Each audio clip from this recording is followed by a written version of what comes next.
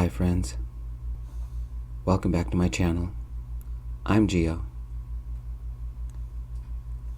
and let's get started with this week's story. I'm calling it Peace. As always, any little noises you hear in the background, that's my dog, my little baby dog. She likes to snore. Oops, there's one now. Let's get started. Kurtis, I'm tired of being tied down, tired of never doing anything, tired of being stuck with a dull person. You don't want to have any fun. You don't know how to have fun. I'm not marrying you because everywhere you go, you make boring. I want to live, Alex yelled, the smell of wine on his breath. He tore the ring I had given him off his finger and dropped it. It hit the tiled floor in our kitchen and bounced. Once, twice, 3 times, and rolled under the dining room table. Alex and his suitcases walked out of the apartment we shared. I'm sorry. Come back. I can change. What did I do wrong? I sank to my knees as the man I loved drove off. That was the last time I'd ever seen Alex. I'd come home from work 2 days later, and his furniture was gone. His wine collection was gone. His dishes gone. His clothes gone. He'd left his key on the counter and some money for bills. There was no note. The only thing that remained was an almost empty apartment. I didn't think anything could hurt as bad as Mom dying. Losing Alex did. Today is my 1-year anniversary. Hooray! But no one is throwing a party. It's been 1 year since Alex left me, and I'm celebrating at the restaurant we used to go to with a cappuccino and a Honolulu Deluxe bunless burger with endless fries. Alex would get a rum and cola and a simple steak, and then another drink, and another, and be so blitzed he wouldn't know or care when I told him I was calling an Uber. No, I don't drink. I never had fun going out for a night of cheap drinks and cheap bars with everybody around me getting drunk. Alex loved it. That's why he thought I was no fun. I preferred a night staying home, sitting next to him, cuddling and watching romantic comedies. I'd pop popcorn with butter and salt and have mini tacos to munch on. And if the show got emotional, I kept a tissue with me. We only did that once. Alex didn't like romantic comedies, but preferred some big action flick with guns blazing and lots of bloodshed, especially if it was at a pub showing movies. We hadn't stayed home and enjoyed each other's company for 6 months. Alex wanted to get drunk and party every weekend. I still love him, though what we had soured those final weeks. I sat at a booth in the back of the Grill on 10th Street, our favorite restaurant, hoping the caffeine would cheer me up. It hasn't any of the other nights, so why would this be any different? It's been a year since he dumped me, and I still miss him. Jessie, my best friend, would get mad at me for being here alone. It's time you stopped being depressed and got out of your apartment and met someone. In the last year, I've completely changed. I used to have short blonde hair that I dyed every month, but I'd let it grow and cut the blonde out. Now it was a brown mop that hung to my shoulders. I used to be clean-shaven, but now I shaved maybe twice a month. When did I shave last? I used to wear contacts. Now it's just copper-framed glasses. I used to dress to impress him. Now it's just jeans and a hoodie. The car was his, and I don't blame him for taking it. I got my daily workout on a bike. With Alex's income gone, the 2-bedroom apartment we shared quickly became unaffordable. I paid the early closing fees to get out of it and moved to a smaller place that was only a third the rent. I live alone, I watch TV alone, and I gave up on romantic comedies. They're no fun if you don't have someone to watch them with. I stirred the cappuccino, took a long sip of the lukewarm liquid, and left a tip under the plate with the half-finished bunless burger, next to the stack of untouched fries. Marge, the waitress, would find the money when she cleared the table. As I was getting ready to stand, Alex walked in.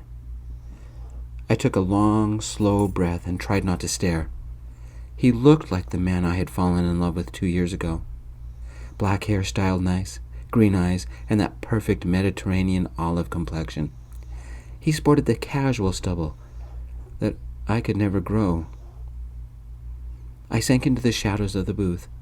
He wore a dark gray cardigan over a light gray silk button-down shirt that wasn't tucked in, black jeans, and something glittered on his wrist. He wore the silver chain bracelet I had given him on his birthday a 1.5 years ago. He'd never worn it before. The ache shot through my chest, and the nerves settled raw in my stomach. I wanted to jump out of the booth and either hug him or run away. A second man walked in and stood next to Alex. Dark blonde hair, styled casual, clean-shaven, and he had a nice smile. Dark brown tweed jacket with leather on the elbows, and a dark green button-down shirt, also not tucked in, and he wore khaki skinny jeans.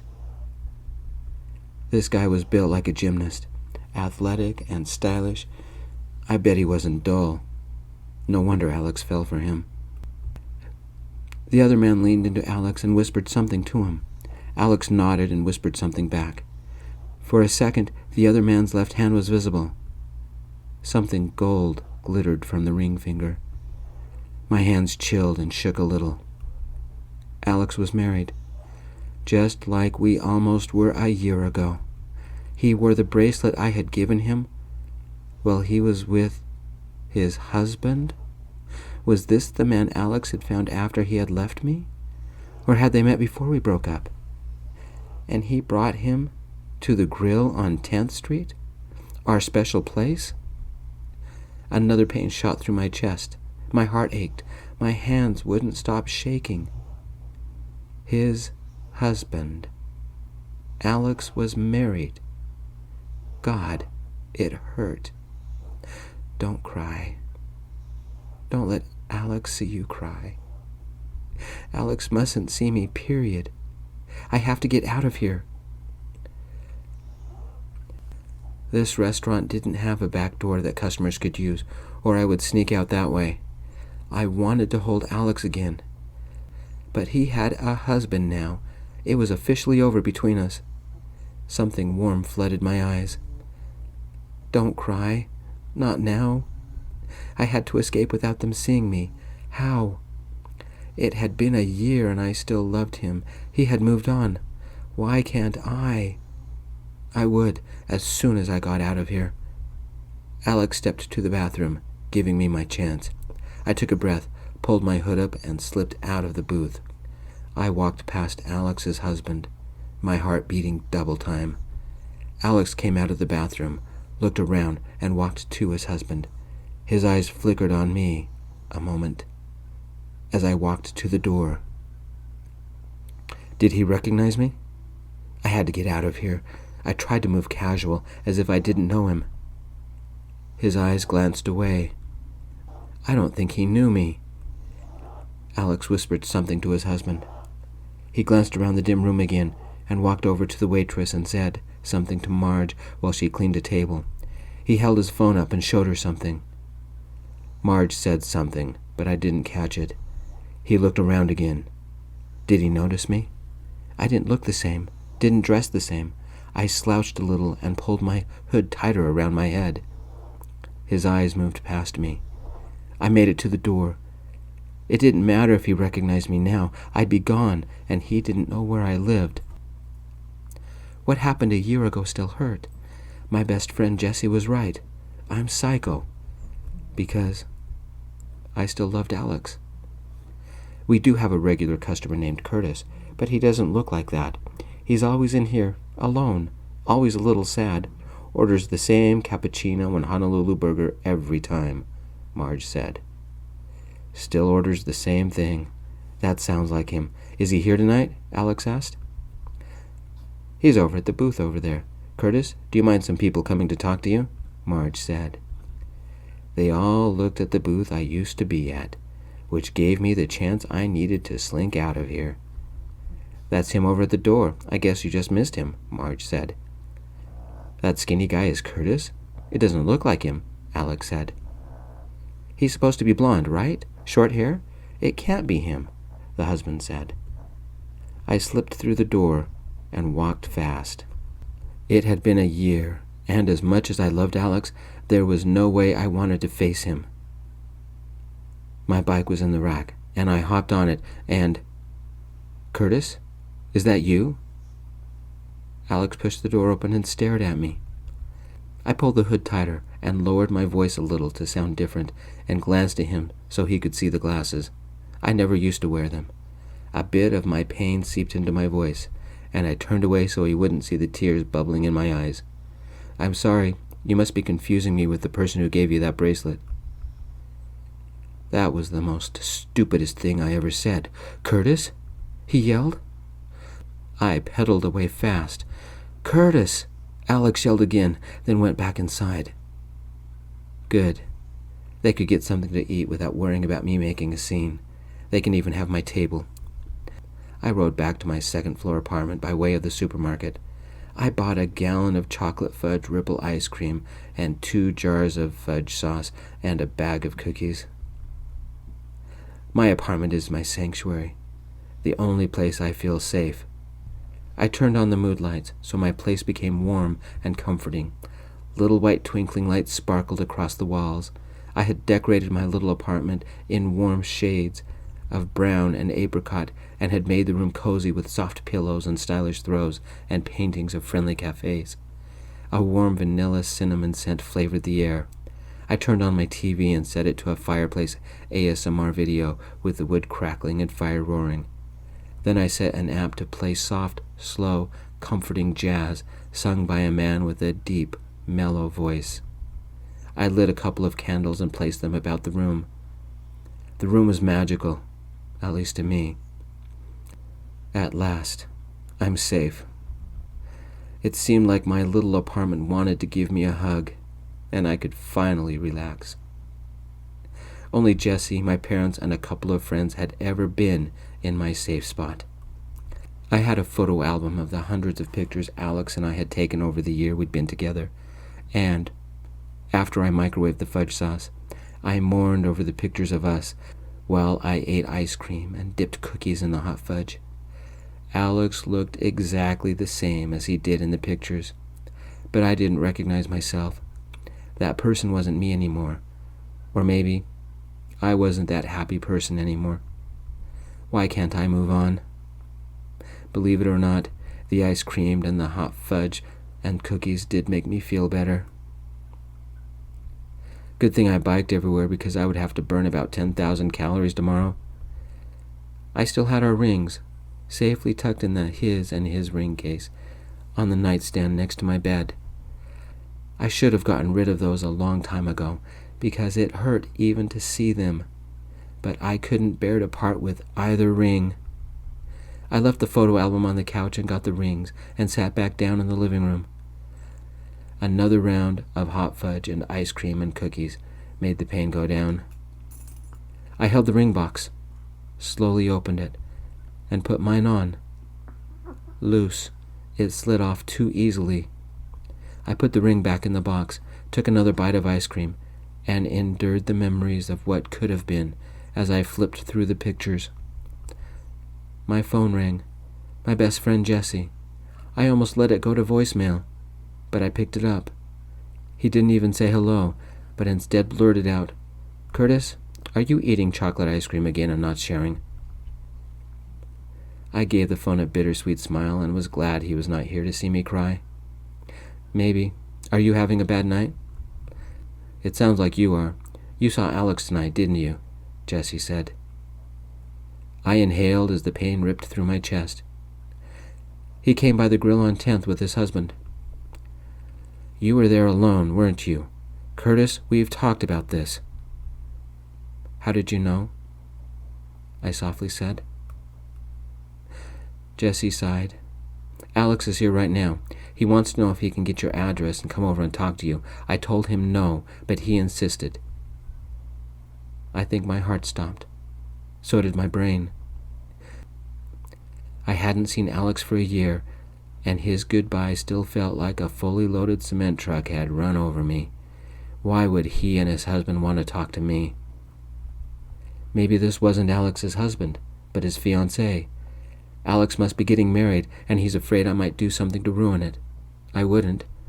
I didn't have anything of his, and he had given me the ring back. What we had, the love we shared, was over. Except I couldn't convince myself of that. Maybe he wanted to show me that he had found someone he could party with and get drunk with, rub my nose in my dullness. "Kurtis, you still there?" Jessie said. I forced myself to be a little bit brave. "Tell Alex that I'm glad he found someone. I wish them well," I said. "I have to get to work early tomorrow. Bye." I stayed on the line to hear Jessie relay the message. Then there was an odd shuffling sound. "Would you let me talk to you?" Alex said. The ache in my chest squeezed my throat tight. "Kurtis?" Alex said. "Did he hang up?" Jessie asked. "The line's still open," Alex said. "I'm happy for you and your boyfriend," I stammered. I was about to end the call when Alex said, "I just got out of rehab and I want to talk to you. Please, there is no boyfriend or husband or fiancé. That guy you saw me with, he's my sponsor. He came with me because this is the scariest thing I've ever done. Please, let me talk to you. I tried calling, but you changed your number. I came by our old apartment, but you were gone. I checked some of our favorite places and finally found you at the grill. I've changed. I haven't been into a bar for months. I have to talk to you, please."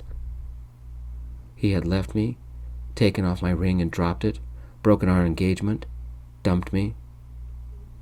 I should hate him, but I didn't. "Please, I need to talk to you," he said. Shaking and on the edge of tears again, I did something stupid. I told the man I used to love, and still loved, my new address. The pain ripped through my chest while he gave the phone back to Jessie. There were some muffled sounds, and a door closed. They just left. "Do you want me there?" Jessie said. "No, I guess he didn't yell at me enough a year ago. That's all I'm good for these days," I said, sticking the spoon back into the ice cream and pulling it out with a huge spoonful. I took a small bite, then dipped the spoon and the ice cream into the hot fudge. "It must have something to do with money," Jessie said. "Didn't you pay off the lease of your old place? Could your old landlord be coming after you for money?" "I have the receipt somewhere that says our accounts are closed," I said. "Were you a co-signer on his car?" Jessie asked. "No." "Did you pay all the old bills?" "I took care of those months ago," I said. "I still think it has something to do with money. I'm coming over, moral support or something. We're sitting on the stairs. He doesn't deserve to go into your place. Do you want me to bring more ice cream?" "This one's half gone," I said, taking another bite. "Give me 15 minutes and I'll referee," Jessie said. Jessie got there first. He knew the streets better than any automated program and could take shortcuts. I got him a spoon and we sat on the stairs waiting for Alex and his friend to show up. When they did, I grabbed a big dollop of ice cream and ate it. "Are you sure you want to put yourself through this?" Jessie asked. "No," I whispered. Alex hadn't changed. It had been a year, and he still took my breath away. I had changed. Barefoot, old jeans, old t-shirt, old faded hoodie, glasses, shoulder-length ragged hair, and I wasn't blonde. I felt my face. When was the last time I had shaved? I don't remember. Who cares what I look like anymore? This was who I am. Alex walked up the stairs, his friend a couple of feet behind him. I didn't get up, but drew my knees close and hugged them. "Hi, Jessie," Alex said. "Where's Kurtis?" "Right in front of you," Jessie said, and put an arm around my shoulders as if to protect me. "Kurtis?" Alex said, and took a step back, eyes widening. "Hi," I said. My legs shook. The number you have reached doesn't exist anymore. Kurtis? That's really you? Have you lost weight? Was it because of me? I shrugged. My throat went dry. Bones with some skin on them. Best weight loss plan ever. Just get dumped by your fiancé and stop eating, Jesse said, his voice sharp. You used to be so put together. Not like this, Alex said. Is that the polite way of telling me I look ugly? I said, and ran my hand through my hair. It needed washing. If you're going to insult him, you can just leave, Jesse said. No, I didn't mean it like that, Alex said, and stared at the night sky a second. It's just, you look so different. I don't even recognize you. I like you with dark hair and glasses. Like I said, the old me doesn't exist anymore, I said, taking another spoonful of ice cream. It's a good look, Alex said. But I could always tell when he was lying. This is my friend, Ben. He's my sponsor for AA. Nice to meet you, Ben, I said. I thought you and Alex... You mean the ring? I'm leaving on my honeymoon with my soon-to-be husband, Niles, next week, he said. Alex, I never expected to see you again, I said, trying to ignore the ache in my chest. I pulled my hood up so it left my face in shadow. Why did you come back? Alex sighed and played with his silver bracelet and knelt before me. Rehab was non-stop counseling. It made me realize a lot of things about myself, things I didn't like. How long were you there? I asked. 90 days. Either I went, or my parents, well, we won't get into that, Alex said, taking a ragged inhale. I guess I was an alcoholic and never realized it. I've been sober for 95 days. I'm happy you're getting your life together, I softly said. Alex took a deep breath and stared at the sky again. Can we go inside so we can talk? I'll leave when you tell me to, but give me half an hour. I need to explain some things, please. I put my head on my knees and covered my face, an arm wrapped around my shoulders. No, Jesse said. Kurtis can't handle that. Your leaving tore him apart, and it's taking me months before I could get him out of the house. I won't let you do that to him again. If you want to say something, you say it here. I'll decide when you leave. Alex paused and rapped his knuckles a couple of times on the stairs. I had this whole speech planned out, but I don't remember a word of it. Have you ever made a mistake? A really big one, and it destroyed your life and you didn't know it? Alex said. Kurtis had his life destroyed. I think he knows what it feels like. So do I, because I'm still talking him through it, Jesse said. Do you know how much he loved you? And then you... I'm sorry, I can't do this, I said, and ran into my apartment. I wanted my bed. I wanted to be left alone. I wanted to curl up in a ball and never leave again. Kurtis, Jesse yelled. Alex, you don't know how fragile he is. Someone pushed the door open before it could fully close. Alex. He stood, stunned, as he took in my safe spot. He glanced around at my pillows, my throws, the pictures, the warm mood lights. Some kind of emotion flashed across his face, and his lips twitched. I'm sorry, Alex said. All the talking at Rehab made me realize that we had a good thing, the best thing. It was me that ruined it. I need you. I made a nuclear-sized mistake, and I hate myself for it. I was an alcoholic even when we lived together, and I didn't realize it. I don't know how you put up with me, and I'm sorry. Alex, Jesse yelled, holding the door open. Get out here or I'm calling the cops. I think we should leave Kurtis alone, Ben said, standing at the door and looking in. Kurtis, I've changed. I don't drink. Would you just give me a chance to talk to you? Alex pleaded. I'm not the person you knew, I said, sliding my hood off. When you left, I shut down. This is all that's left of me. Alex walked over to me, something desperate in his eyes. His lips pressed tight as he fought the emotion. He nodded and wiped an eye with the back of his hand. It's all my fault, he said, so softly that I almost couldn't hear him. He reached onto the couch and picked up the photo album I had looked through. He thumbed through it, finally stopping on a picture of us kissing. We were so happy. A lot has happened since then, he said, his voice weakening. Neither one of us are the same people we used to be. No, I said. There's been too much pain.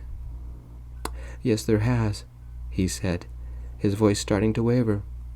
My mom and dad told me that if I didn't get to rehab, don't come back. I almost lost my family because I have a problem. I did lose you, the man I love. I pushed you out of my life, and I'm trying to fix that. God, I wish I could change things.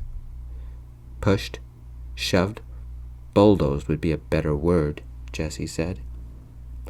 I guess that would be a better word, Alex said. He set the photo album down and picked up the ring box. With a thumb, he flicked it open and stared at the 2 rings. Kurtis, I told you to get rid of those, Jesse said.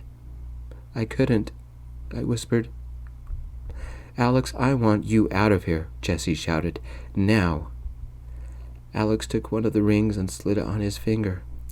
It still fits, he said. Alex, we need to leave, Ben said. As soon as Kurtis tells me to leave, we're gone, Alex said, his lips pressed into a very sad smile. I won't come back if you tell me to, but give me another chance. I've changed. We can start over. Let's learn about the new us, because I've changed as much as you. I'm sorry for a year ago. I'm sorry for the pain. I'm sorry. I made a huge mistake and I'm trying to fix it. Please, let's try again. We had great times once, until I got mixed up about what fun was and what love was, about what was important to me, and who. Come on, Ben said. Let's go. Leave your number, and if Kurtis wants to call you, he can. I'll shred it the moment you leave, Jesse said, arms folded. I'll never be the man you fell in love with. He's gone. You wouldn't like the new me. I'm even more dull and boring than I used to be, I said. You were never dull or boring. You were beautiful and fun to be with. But then the alcohol got in the way. The people at Rehab made me realize how mean I became when I drank. I'm sorry for the pain I caused. I love the old you, and I love the new you. I just love you, Alex said, his face wet. His finger wiped the tears from my cheek. You don't know how long I've wanted to talk to you. Let me make you feel as special as you deserve. I am sorry for what happened, for what I said. Kurtis, it took rehab to make me realize that I never stopped loving you. I never appreciated you, and I promise that will never happen again. I didn't understand this back then, but you made our place safe and comfortable, a home, just like you did here. The counselors in rehab made me realize what I had destroyed. My home, our home. I'm sorry. Nobody, not Jesse or Ben or me, said anything. I want to come home. You are my home. I was stupid for... I didn't let him finish. I wrapped my arms around him and gently kissed him and said, I have an extra spoon. Maybe we can share the ice cream and cookies and talk. Do you have a place to stay? Just my parents' place, Alex said, running his left hand through his hair. His eyes closed and his face reddened. He still wore the ring. Our ring. I brushed the escaping tear from his cheek. My place is small. There's not a lot of room, but you can stay with me, I whispered, and held Alex as he sobbed on my shoulder.